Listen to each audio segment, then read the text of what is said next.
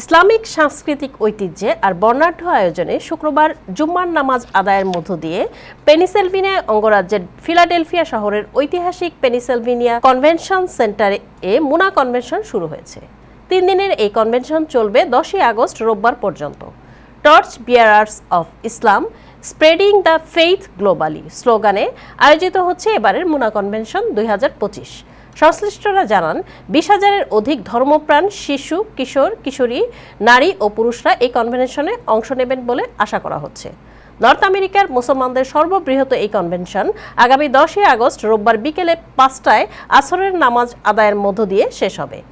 মাঝে শনিবার সকাল থেকে শুরু হওয়া অনুষ্ঠান চলবে রাত 11টা পর্যন্ত। শুক্রবার উদ্বোধনী পর্বের শুরুতে পবিত্র কুরআন থেকে তেলাওয়াত করেন কারি মোহাম্মদ জুনায়েদ হোসেন। এরপর অনুষ্ঠিত বাংলা অধিবেশনে ইসলামী পারিবারিক শিক্ষা ও পরিবার গঠনে স্বামী স্ত্রীর দায়িত্ব ও কর্তব্য নিয়ে আলোচনা করেন ব্যারিস্টার হামিদ হোসেন আজাদ ও ডক্টর আবুল কালাম আজাদ বাশার। পরবর্তীতে উদ্বোধনী অনুষ্ঠানে স্বাগত বক্তব্য রাখেন মুনার national executive director Arman Chowdhury.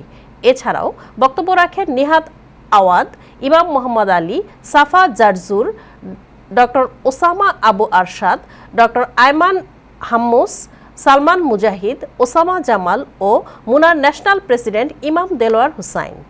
শুক্রবার প্রথম দিনে বিভিন্ন বিষয়ে মোট 11টি সেশন অনুষ্ঠিত হয়। কনভেনশনের উল্লেখযোগ্য কর্মকাণ্ডের মধ্যে রয়েছে একাধিক সেমিনার, শিশুদের বিভিন্ন রাইড, ইসলামিক সাংস্কৃতিক অনুষ্ঠান, বাজার, ইউথ প্রোগ্রাম, সিস্টার্স প্রোগ্রাম প্রভৃতি। কনভেনশনে দেশ বিদেশের আমন্ত্রিত ইসলামিক স্কলাররা বক্তব্য রাখেন। আমাদের ইয়ুথ ছেলে মেয়েদের জন্য 25,000 পিপলের একটা গ্যাদারিং।